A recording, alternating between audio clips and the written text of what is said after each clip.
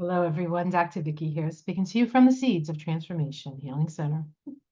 It is time for Taroscopes. We're going to be doing the Taroscopes for the sign of Leo. That's Leo Sun, Leo Moon, Leo Rising for the month of June 2024. Before we get into the tarot part of the scope, let's talk a little astrology. We do have quite a bit of energy as the month begins in the sign of Gemini, which is not that unusual because the sun is in Gemini at the beginning of June. What is unusual is that Jupiter is there as well. So we start the month with the sun and Mercury, the sun and Venus and Jupiter in Gemini. And then right at the beginning, Mercury moves into Gemini and makes a conjunction to Jupiter in Gemini. And we have a lot of this Gemini energy. And Gemini is a mutable air sign. And so it's about information. And so if we think we've gotten information before, we think we knew a lot of stuff and we've intuited a lot of stuff, and probably a lot of what we've thought or intuited or run through our mind is probably correct, but we didn't have the facts. Now we get the facts, guys. Jupiter in Gemini gets the facts, plus communication. Now, for you, Leo, in the Leo rising chart, all this energy in your 11th house. The 11th house is a house of networking. It's the house of technology. It's the house of friends. It's the house of goals. And so we can find ourselves surrounded by people of like mind at this time, and finding our connections and connecting with our own sort of intranet of people who vibrate at a similar vibration to you. So we can expect things to get pretty active and in a way fun. And perhaps, you know, at a certain age, making friends is more difficult than other ages because we have our ways and we have the ways. But when you relate on a vibrational level, it's a whole different thing. And of course, Pluto's in Aquarius now, and all this energy of Gemini, as it comes into Gemini, has a trine to Pluto. So there's a lot of force behind it. There's a lot of energy behind it. So it is a time of great change and a time for opportunity to change. So that's kind of exciting. Of course, Aquarius for you, Leo, is in your 7th house of relationships.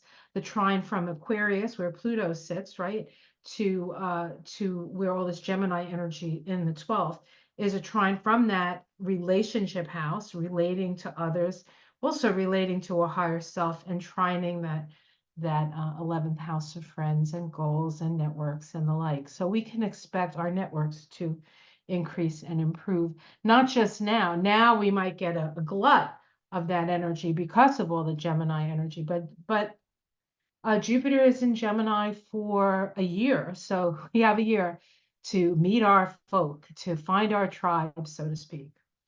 All right. So what else is happening? Well, we do have the sun moving into Cancer, right, at the solstice, and the sun moving into Cancer means that the sun is moving into your 12th house.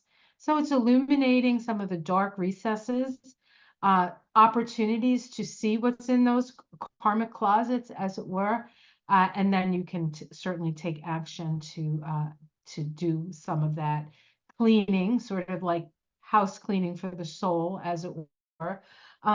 But we also, that time is a time of introspection and a time of sort of, really going within. And so we might find the beginning of June to be very active and a lot of connections. And then when we get toward the end of June, we have a full moon in the sign of Capricorn, right after the sun moves into Cancer, accessing the axis of healing in our chart. So around security, because the Cancer Capricorn accesses the axis of security. So like, how are you in your healing endeavors? How secure are you in your health? How secure are you in that respect? So the full moon happens on the 21st. The sun moves into Cancer on the 20th. And the new moon, which happens in Gemini, which is going to be your 11th house energy. You know, it depends. For some people, it could be 10th house. It really kind of, it's best to know your chart, to know where these things are happening. And the best way to do that is have a reading, right? Or get a chart and figure out how to read it. That's not always easy. Do have, I do readings with astrology, numerology, and Kabbalah, and I also teach classes in astrology. So the information, and it's not just me, there are plenty of resources that you can look to get the information that you need to help understand yourself better. But that new moon in the 11th house does indicate a time of perhaps starting some new endeavor as it comes to groups and networks and stuff like that. So that's exciting. Woo, woo. We also have Saturn go retrograde at the end of the month. Now, Saturn is the sign, is the ruling planet of the sign opposite of, well, no, not opposite. So Saturn is in Pisces, it's going retrograde. So that is your 8th house of taxes and stuff. So it may be a time when you do sort of go and review all that stuff and take care. And Saturn is retrograde for a couple of months. So you'll have time to like reorganize your finances, your maybe insurance stuff, check your insurance policies, you know, with all the crazy weather that we're having. It's probably a good idea for everybody to do that, not just the Leos in the group, as it were. All right.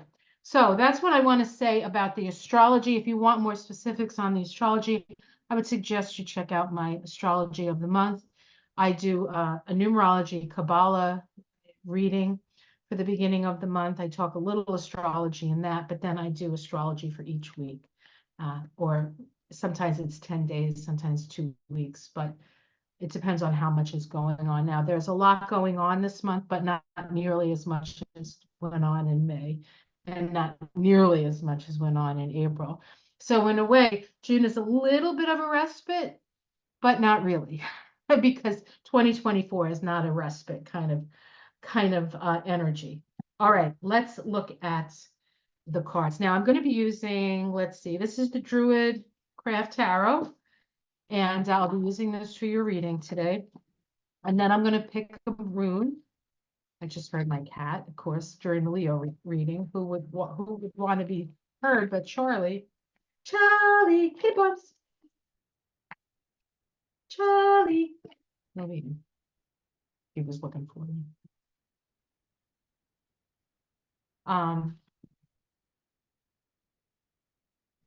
I'll do a rune and then a angels and ancestor oracle card, just to wrap it up.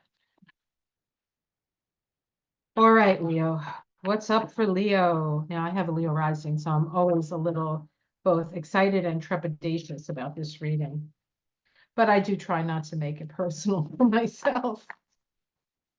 Although I do watch my own taroscopes just to make sure, like I do them, and then I forget what I said, because you never remember everything that comes out of your mouth unless you're writing it down or somebody else is paying attention. All right, we start with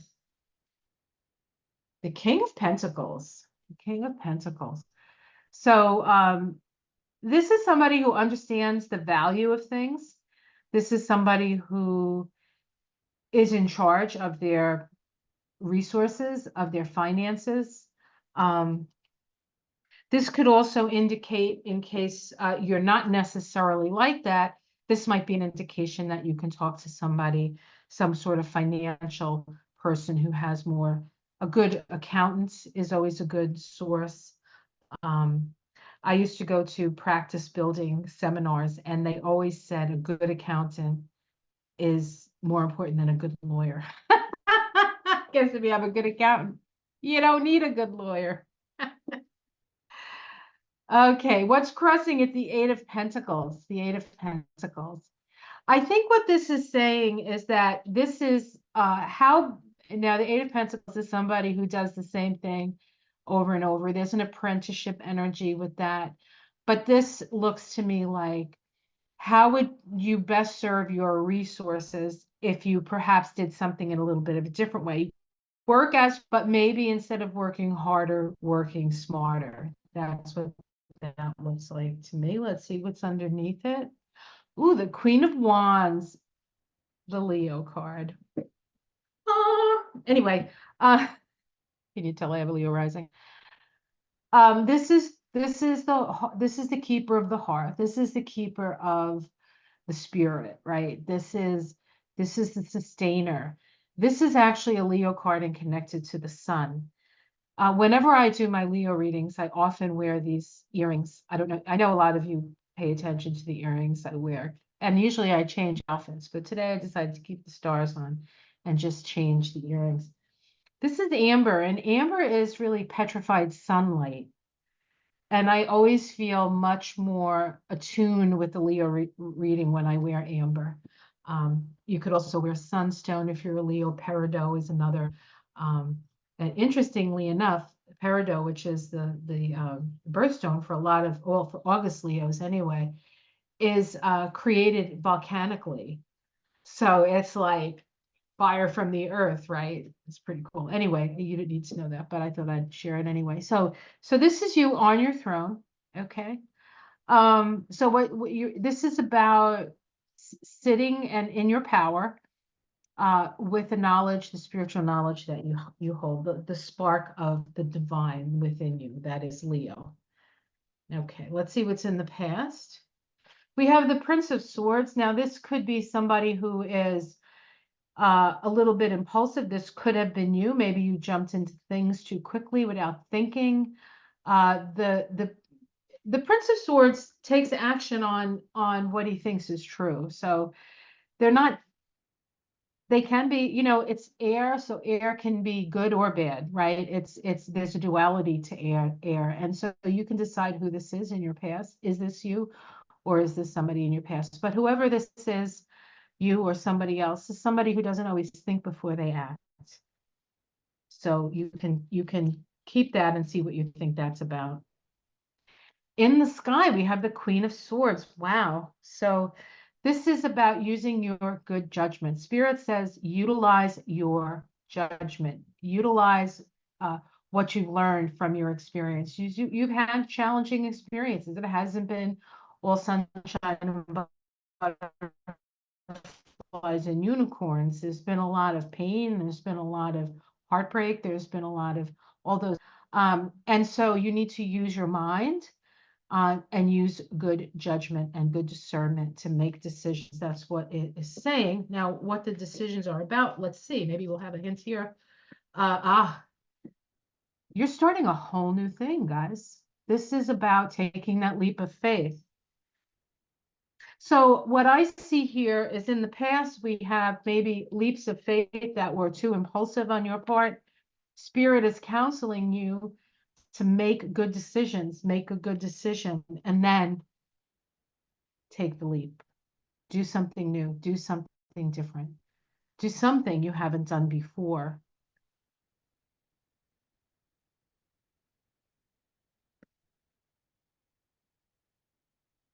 How it's seen from the outside. You're at a choice point. You're deciding between two roads. When people see that, people understand that. Your domestic situation, the Chariot, things are moving very quickly at home. This is a card that deals with your soul on its journey. And it's also a victory card. So there's some sort of victory. There's some sort of you're on the right path when it comes to your domestic situation. Well, that could be work, that could be home, that could be family. Domestic is domestic, your everyday life, right? And so you're on, what this is saying is you're on your path. You're going down the road and you're going in the right direction, whatever that means to you. Hopes and fears, the Ace of Pentacles, new opportunities. I would say that's probably a hope and not a fear. I don't know anybody who fears new opportunity. Outcome, the Four Swords. It's a time of rest, especially towards the end of this month, right? When the sun goes into Cancer and all the energy is in Cancer, including, I think Venus goes into Cancer. We have Mercury in Cancer at the end of the month. So we go from that energy of Gemini, and everything sort of moves into Cancer except for Jupiter. And And so this is saying that you need to rest. You need to rest. And maybe that's what this is about. Also, if I can go back to the first two cards, this is sort of saying you have it in hand. You don't have to work so hard right now. Okay, that could also be the case. You have it in hand. Let's see if we can get a major arcana. The Eight of Wands. So lots of information coming in, lots of intuitions, lots of psychic sensibilities. The Princess of Cups. This is messages of love, good news, as it were. And the Eight of Swords. This is about not getting in your head and sticking to your intuition. That's what that's about. Let's see what's underneath it. Okay, justice. So the scales are being balanced. Princess of Wands, this is messages from Spirit. And the Nine of Swords. The message from Spirit is don't worry. Justice is coming. Balance will be achieved. Balance will be achieved. All right, well, that's good. I had nothing to worry about, really. No trepidation here. All right, let's pick a rune card. Let me just grab all these cards. They're kind of a little unwieldy. All right, let's pull a rune.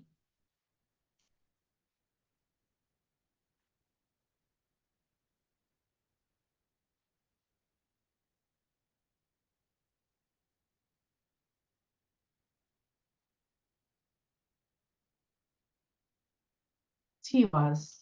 He was. This is a sacrifice. This is the warrior. This is willingness to sacrifice for the good.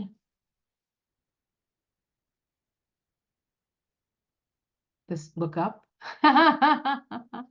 Don't look down. Look at the bright side of life. Yeah, you need to sing that song to yourself. Look at the bright side. And I don't think those are the words, but you know, it's like a Monty Python song. Things are looking up, but there is some sacrifice that's needed. So, but sacrifice for good reason, right? Sacrifice for good reason and not for silliness.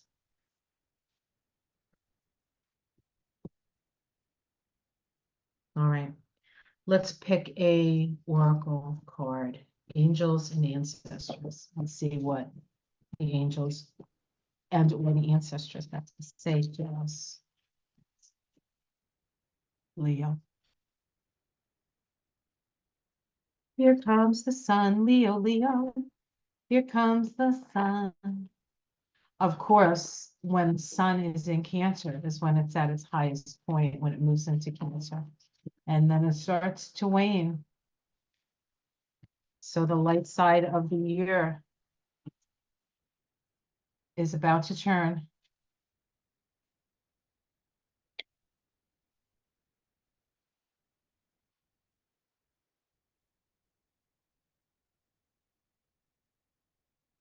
Animal guard, trust your instincts. I will read this to you. It's such a, this deck is such a beautiful deck. The art is just beautiful.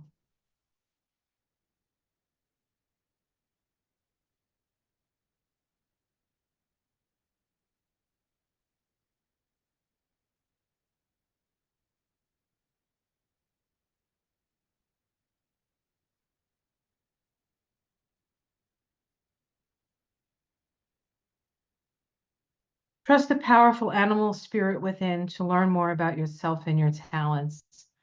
Of course, your animal spirit is the lion. You have a powerful animal within that can be wild, protective, instinctive, even calm. Animals don't second guess how they feel, they just express it, and you can learn from that. When this card arises, it is important to connect with how you really feel, how you want to feel, and what you need. Take time to connect with your animal energy and express it naturally. Let even the fiercest energy move through you before returning to your natural state. It will teach out your gifts and how you can grow. So, everybody has favorites, right? Everybody has a favorite animal or favorite animals. Those are probably your animal spirits. And certainly any Leo worked their mane knows that some sort of cat is an animal spirit for them. And what do cats teach us? They teach us a certain amount of detachment, self-reliance, but affection when affection is needed. They generally ask for what they need. And so perhaps you need to do that as well to be your Leonine self. All right, well, I hope you enjoyed that. Please like and subscribe. If you share this video, that's helpful. If you give me a thumbs up, that's helpful. If you'd like to support me in a little bit more direct way, I do have a Patreon page. It helps to support the work I do here on YouTube as well. You can have a reading with me. I do have availability, and it's Astrology, Numerology, and Kabbalah. There is the link below for that. I am starting a transit class for astrology. This is for people who understand the signs, the houses, the planets, and the aspects. You don't have to be an expert, but this is about what transits are and how they affect us and the like. It's a 6-week course. It's going to be held on consecutive Mondays starting the 27th of May.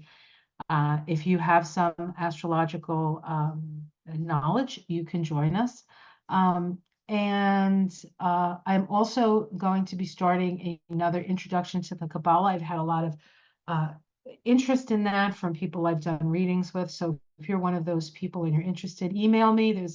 The link will be below. Let me know. I'll make up a list, and I'm going to see what's the best time.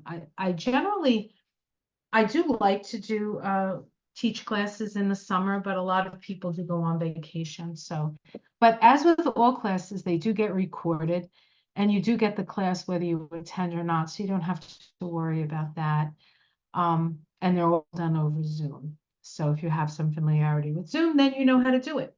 All right, guys, have a wonderful month. I'll see you again in July. Until then, I'll see you in the morning. If you don't listen to my morning astrology, I'd suggest you do. Not because I'm the best astrologer on the planet, but I do have one of the prettiest yards, especially now. Like in the winter, it's not quite as fulfilling. But now, this is the time to tune in and see what's blooming in the garden. All right, you guys, take care. Love ya. Namaste.